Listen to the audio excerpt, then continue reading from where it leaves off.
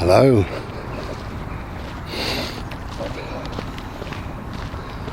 Oh, it's a cold one.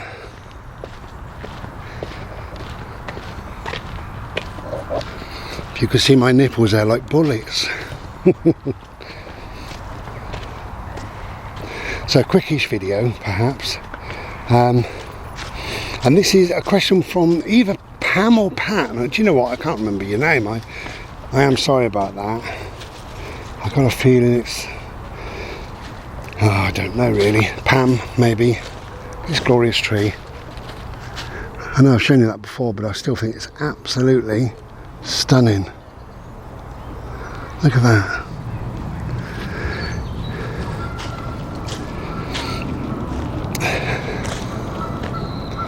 Anyway, so I think your name's Pam, and I do apologise if I got it wrong.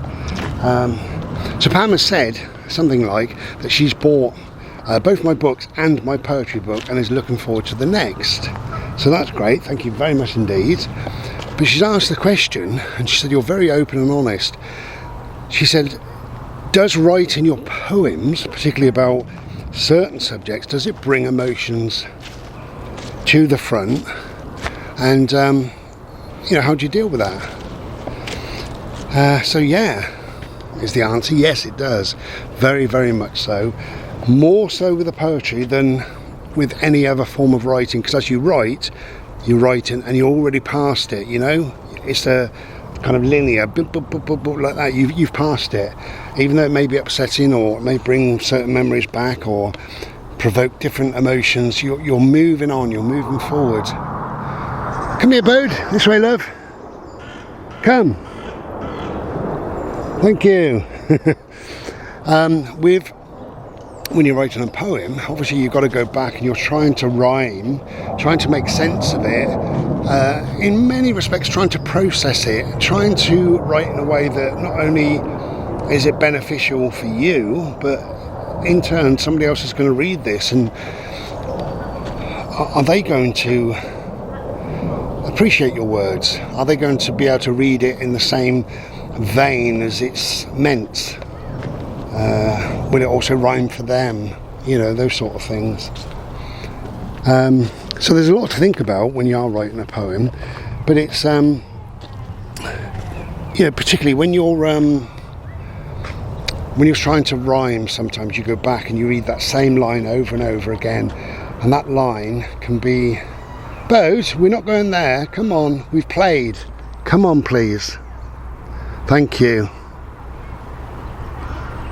Thank you. I want to go up there, but got a woman feeding squirrels with a little girl, and I really don't want to interfere. It looks like loads of lovely interaction going on there. So I think we can go up and around. I think, yes we can. But it's a long way round. Are they going to bugger off? Oh, they are, they're going now. That's good. So we just stand here for a minute and then we can go back that way. So yeah, so you write a line or two that may be triggering, you know, they may cause a few emotions, particularly when I'm talking about loss of a couple of different people in my life. That always upsets me when I talk about it or think about it, and particularly when I write about it. Then you read that same line over and over again. It's like you're doing damage to yourself again and again and again. So yeah, I do feel very emotional sometimes when I'm writing, very. How do I deal with it? Well, if it becomes too much, I stop. I do stop and take a bit of a break. This way, Bode. This way, my love. Good boy. I always take lots of breaks, as you can imagine, particularly poetry-wise. You've got to put it down and read it again and think it through and add or take away, or did this rhyme? Does that sound right? 2 weeks later, it can sound rubbish. That's what I find. Oh, sorry, pigeons.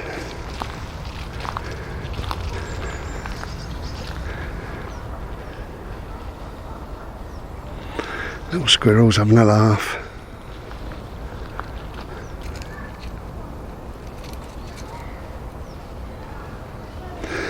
But yeah, I mean, certain poems really do bring on certain emotions, and you know, I've lived with these things and I've dealt with these to a degree in real life as such.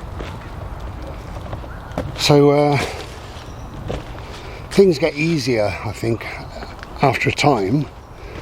Grieving certainly gets easier, but of course you can step back into it and you're back in a world of grief and everything else sometimes.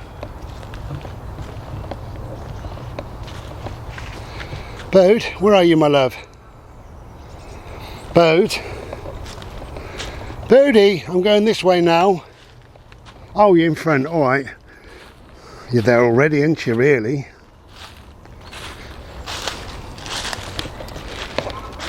Yeah, I mean, I said a short video. I think it is a short video because, yes, writing, especially writing poems, does bring things, you know, that's the whole idea, does bring things forward.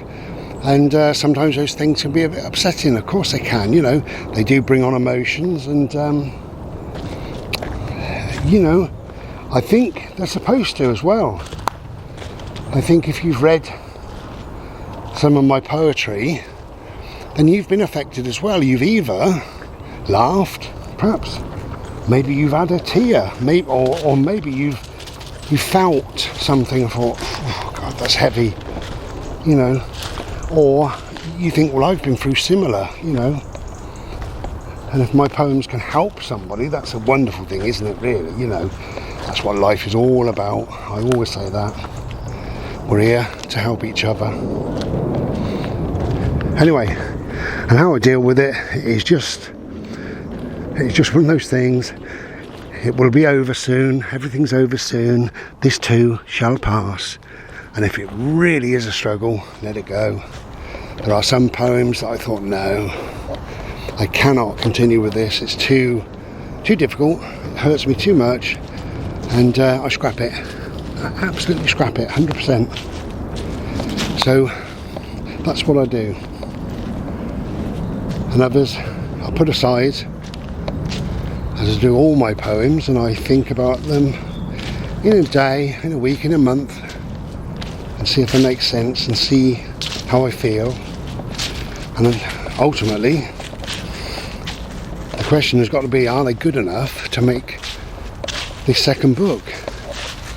And believe it or not, no is the answer a number of times. So I've written new poetry,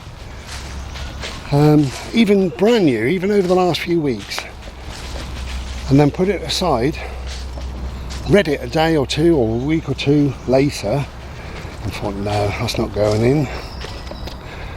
It's a brand new poem, but it's not going in.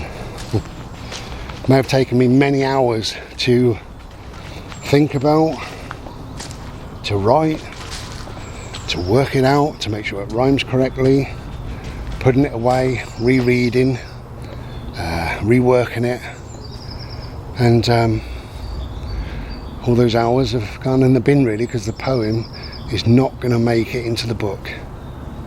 For whatever purpose, whatever reason, it's just not good enough, you know. I want this second book in particular. I think the first book was great. I was really, really happy with it. I've got no problems with it. And I want this second book to be not just great, but amazing. I really do. I really, really do. Anyway, so thank you.